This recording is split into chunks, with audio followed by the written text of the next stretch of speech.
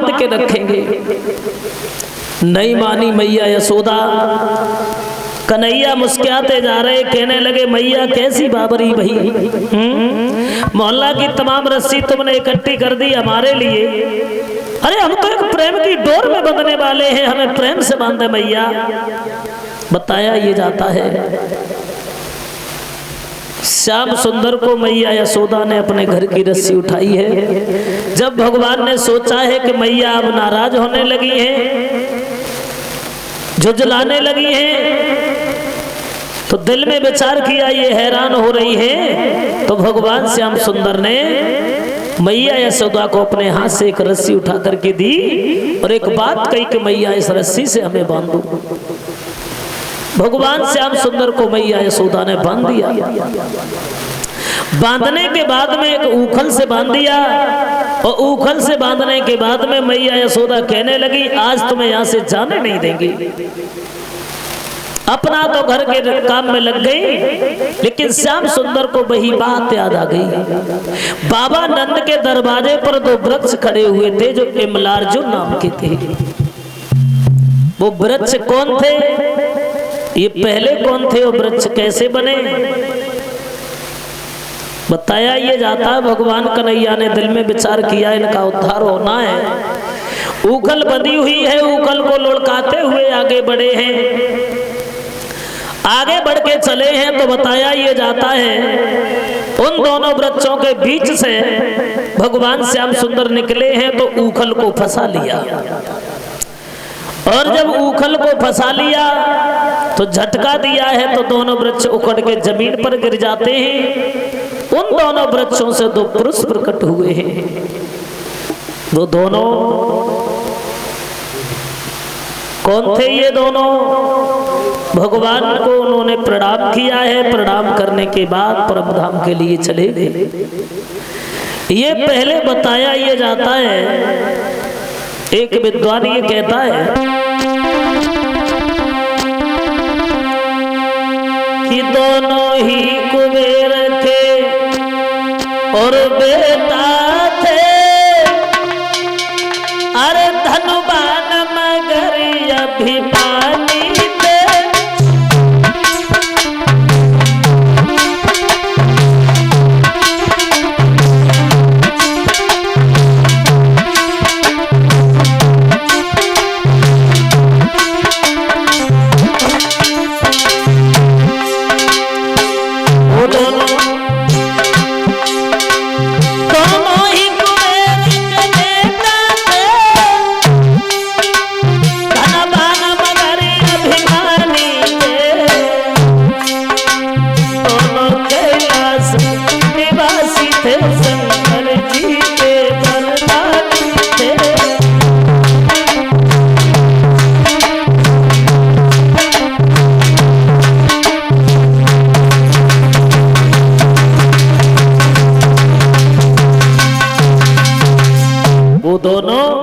कुबेर के लड़का थे, तब इनका नाम नलकूबर मणिगिरी था। बताया ये जाता ये भगवान शंकर के वरदानी थे, उन्होंने वरदान दिया था। लेकिन ये दोनों घमंडी बहुत थे, इन्हें अपने ऊपर अभिमान था। सोच रहे थे कि हम एक राजा के लड़का हैं, हमारा कोई बिगाड़ कौन क्या सकता है। मदरा पान किया करते थे, बहुत शराब पीते थे। बताया ये जाता है एक बार इन्होंने इतनी शराब पी है जो इनकी बुद्धि बदल गई। और शराब और बुद्धि में बहुत बड़ा बैर होता है। जो लोग शराब पीते हैं तो शराब जैसे ही अंदर जाती है तो बुद्धि बाहर जाती है, भाग जाती है, बुद्धि नहीं ठहरती वहां। जब दोनों ने मदरा पान किया, शराब पी है, तो दोनों की बुद्धि बदली। और जब बुद्धि बदली है तो वो अपनी स्त्रियों को लेकर के और तालाब के पास में पहुंचे हैं। और जब तालाब के पास पहुंचे हैं तो एक बात कही है दोनों ने अपनी स्त्रियों से कि आज इस तालाब में नगिन होकर के नहाएंगे। स्त्रियां तो ठीक है, वो मना कर रही हैं, लेकिन वो घमंडी दोनों माने नहीं, जबरदस्ती वस्त्र उतारे हैं। बताया ये जाता है बोले अरे वस्त्र उतारो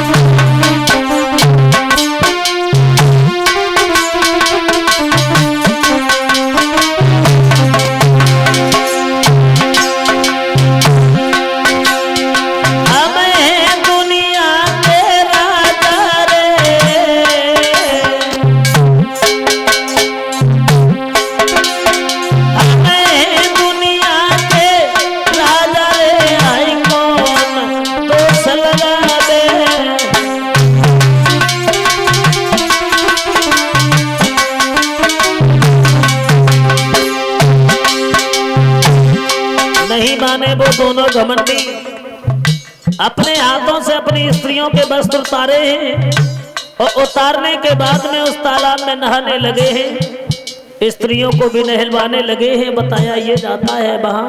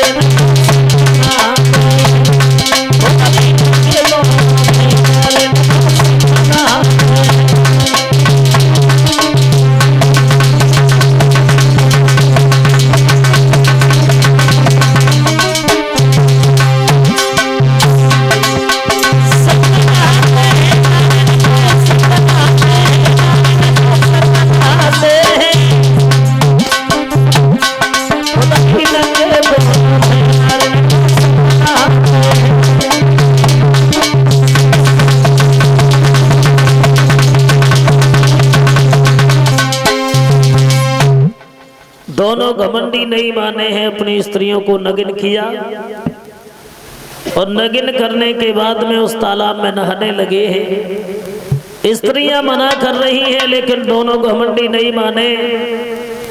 इधर नहाते रहे हैं, शाम का वक्त हो गया है, सूर्यास्त होने के लिए चला है, लेकिन वो उस तालाब से नहीं निकले। इधर देवर्षि नारद का आना हुआ। जो नारद को न स्त्रियों ने देखा तो भाग करके निकली, शर्म की वजह से वस्त्र पहन लिए, लेकिन वो दोनों घमंडी निकले हैं उस तालाब से तो नग्न अवस्था में खड़े हैं। नारद को क्रोध आ गया। नारद कहने लगे, मूर्खो, अरे तुम्हें इतना ज्ञान नहीं है कि तुम कैसे खड़े हो हमारे सामने? तुम नग्न अवस्था में खड़े हो, मैं तुम्हें श्राप देता हूं। वृक्ष की भांति तुम खड़े हो तो तुम वृक्ष बनोगे, ये मेरा श्राप है। श्राप दे दिया। तो जब श्राप दे दिया है भक्तों, एकदम से दोनों को नशा भाग गया, बुद्धि बदली है तो दोनों एकदम से घबराने लगे, गिड़गिड़ाने लगे हैं, नारद के पैरों पर पड़ने लगे, हाथ जोड़े हैं, कहने लगे, भगवान श्राप तो आपने हमें दे दिया है, लेकिन एक बात हमें ये बताओ कि मेरा उद्धार कैसे होगा? नारद कहने लगे, अब तुम्हें होश आया है और पहले ही तुम हमारे आंखों के सामने ठीक से खड़े होते, काहे को ये श्राप लगता? तब तुम्हें अपने ऊपर अभिमान था। बताया ये जाता है, कहने लगे, देवर्षि नारद, अभी तो तुम्हारा उद्धार नहीं होगा। युग द्वापर में जब भगवान 16 कलाओं से अवतार धारण करके आएंगे तो उन्हीं के द्वारा तुम्हारा उद्धार होगा, भाई तुम्हारा उद्धार करेंगे। तो वही ये दोनों वृक्ष थे जो कुबेर के लड़का थे और इन्हें अपने ऊपर अभिमान था। इस तरीके से भगवान ने इनका उद्धार किया है। भक्तों, इधर आओ देखते हैं और आगे।